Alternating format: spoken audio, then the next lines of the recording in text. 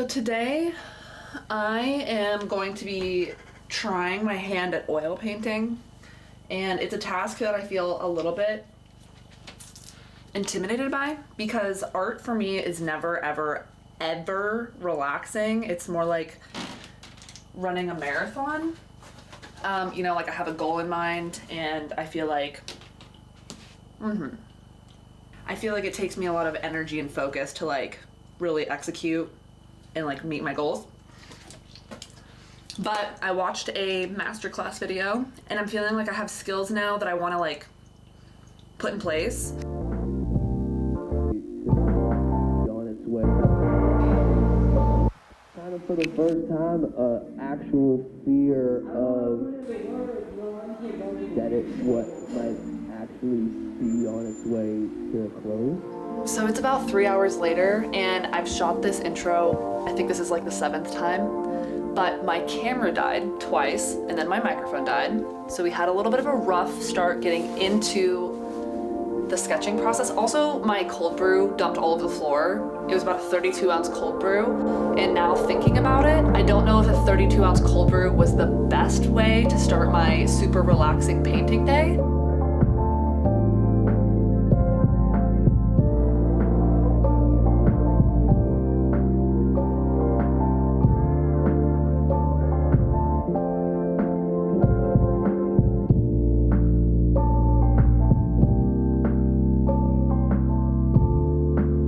I started my sketching process. This is my reference photo. It's a scary Doberman. This is my inspiration, by the way. So I found this reference photo in an Architectural Digest magazine, and I love the colors on this. And so I wanted to take my own reference photo and then try to kind of copy the reference photo color scheme. I learned this grid trick from a masterclass that I'm taking, and the person in the masterclass is teaching portraiture. And I don't know about you guys, but whenever I think about portraiture artists, I think that they're just like aliens. They're a different breed. There's no way a human can make something so realistic. But it actually turns out that one, that's a little bit true, and two, they also have really amazing skills and different ways of thinking about art that they apply to the process. Isn't that crazy?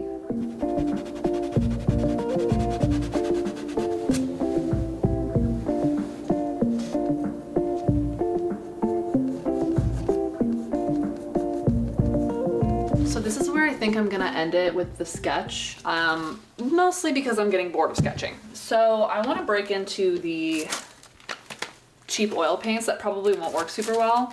Like my reference photo, I'm gonna be doing the dog purple, and I don't have a purple, so I'm gonna have to start with mixing my primary colors.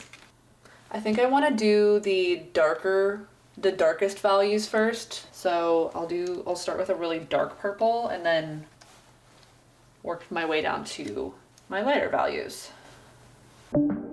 Yeah, I think that will do.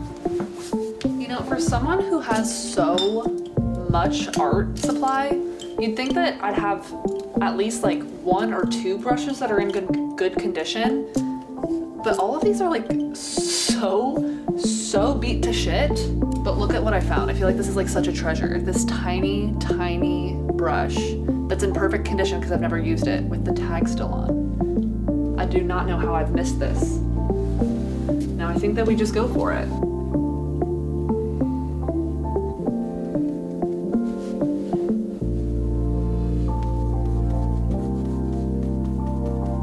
In my paintings, what I've been doing recently is working my way backwards and doing the darkest part of the painting first, and then the lightest part of the paintings last. Saying it out loud, I think this actually might just be a standard painting practice, but I didn't really know this until recently. I always did lightest to darkest. And also, I just want you guys to keep in mind, I'm so unqualified to give any kind of advice. I feel like my relationship with art is just have an end goal in mind and then take whatever means you need to get to that end goal.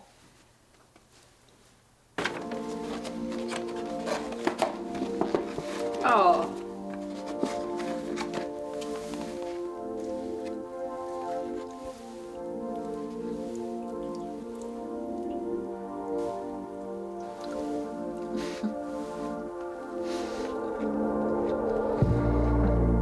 This shit is so good. Okay, so now that I got that sushi out of the way in about 2.5 minutes,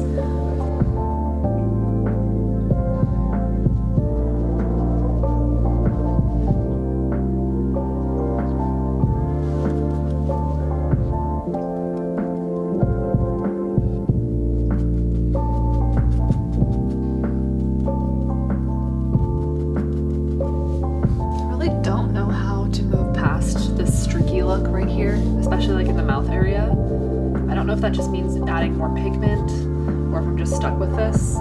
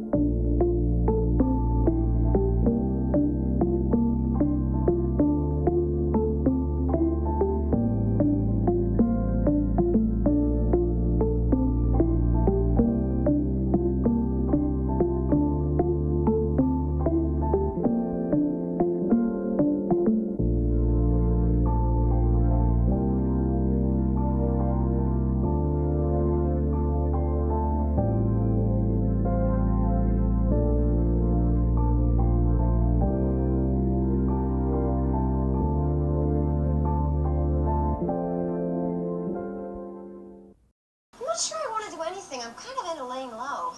Laying low or feeling low? No, I'm fine. Oh, come on. You gotta do better than that. You gotta grab 35 by the balls and say, hey, world, I'm 35. Okay, calm down, Annie Mae. I'll put the dinner together. All you have to do is show up. Just close friends. Very